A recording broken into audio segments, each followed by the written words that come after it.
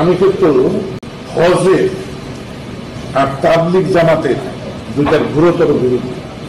আমি জামাতে ইসলামের যত বিরোধী তার চেয়ে হজের এবং তাবলিগের বিরোধী। 2014 সালের 13ই অক্টোবর আব্দুল লতিফ সিদ্দিকীকে দল থেকে চূড়ান্তভাবে বহিষ্কার করে আওয়ামী লীগ। বর্ষিয়ান এই রাজনীতিবিদ তখন ক্ষমতাসীন আওয়ামী লীগের টেলিযোগাযোগ মন্ত্রী ছিলেন। কিন্তু কেন প্রবীণ এই নেতাকে বহিষ্কার করেছিলেন শেখ হাসিনা? 2014 সালের 28 সেপ্টেম্বর যুক্তরাষ্ট্রে অবস্থানকালে নিউ ইয়র্কে প্রবাসী বাংলাদেশিদের এক সভায় বক্তৃতা দেওয়ার সময় লতিফ সিদ্দিকী বলেন, আমি হজ আর তাবলিগ জামায়াতের ঘোরতর বিরোধী। আমি জামায়াত ইসলামীরও বিরোধী, তবে তার চেয়েও হজ ও তাবলিগ জামায়াতের বেশি বিরোধী। এই যে হজে কত ম্যান পাওয়ার নষ্ট হয়, হজের জন্য 20 লাখ লোক সৌদি আরবে যায়, এদের কোনো কাজ নেই, এদের কোনো প্রোডাকশন নেই, শুধু রিডাকশন আছে, শুধু খাচ্ছে আর দেশের টাকা দিয়ে আসছে।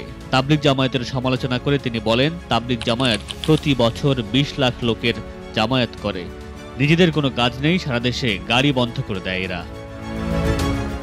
একই সভায় তিনি সাংবাদিকদের এক প্রশ্নে শেখ হাসিনার ছেলে ও তার তৎকালীন তথ্য প্রযুক্তি উপদেষ্টা সজীব ওয়াজেদ জয়কে নিয়েও তীর্যক মন্তব্য করেন। বলেন, কথায় কথায় আপনারা জয়কে টানেন কেন? জয় বাংলাদেশ সরকারের কেউ না, এখানে জয়ের কিছুই করার নেই। তার এসব বক্তব্য মুহূর্তেই ছড়িয়ে পড়ে দেশে এবং বিদেশে। পরদিন থেকেই শুরু হয় তীব্র প্রতিক্রিয়া। ইসলামপন্থী দল এবং বিভিন্ন সংগঠন রাস্তায় নামে, সাধারণ মানুষও ক্ষুব্ধ প্রতিক্রিয়া জানায়। ধর্মীয় অনুভূতিতে আঘাত হানার অভিযোগে দেশের বিভিন্ন এলাকায় লতিফ সিদ্দিকীর বিরুদ্ধে মামলা হয়, জারি হয় গ্রেফতারি পরোয়ানা। তার গ্রেফতার ও বিচার চেয়ে হরতাল ডাকে কয়েকটি ইসলামী দল। এই পরিস্থিতিতে নিজের দলেই নিঃসঙ্গ হয়ে পড়েন টাঙ্গাইল 4 আসন থেকে নির্বাচিত 6 বারের এই সংসদ সদস্য, যার ফলে চাপে পড়ে আওয়ামী লীগ তড়িঘড়ি সিদ্ধান্ত নেয়। 2014 সালের 13ই অক্টোবর শেখ হাসিনার সভাপতিত্বে আওয়ামী লীগের কার্যনির্বাহী কমিটির বৈঠকে লতিফ সিদ্দিকীকে আওয়ামী লীগ থেকে বহিষ্কার করা হয়। একই সঙ্গে তাকে মন্ত্রিসভা থেকেও বাদ দেয়া হয়। তবে এর আগেও বেশ কয়েকবার ব্যঙ্গাত্মক মন্তব্য করে বিতর্কিত হয়েছেন এই নেতা। একবার তিনি প্রকাশ্যে বলেছিলেন, মসজিদ মন্দির বানিয়ে দেশের উন্নয়ন হয় না, উন্নয়ন হয় কারখানা বানালে। আরেকবার সংসদে দাঁড়িয়ে তিনি বলেছিলেন, ধর্ম ব্যবসায়ীরা এই দেশকে পিছিয়ে দিয়েছে। তার এমন ভয়ডরহীন অকপট মন্তব্য অনেকে সত্য সাহসী মনে করলেও দেশের বেশিরভাগ মানুষ সমালোচনা করেছেন। তবে 2014 সালের হজ সংক্রান্ত বক্তব্যই তার রাজনৈতিক জীবনের সবচেয়ে বড় ধাক্কা হয়ে দাঁড়ায়।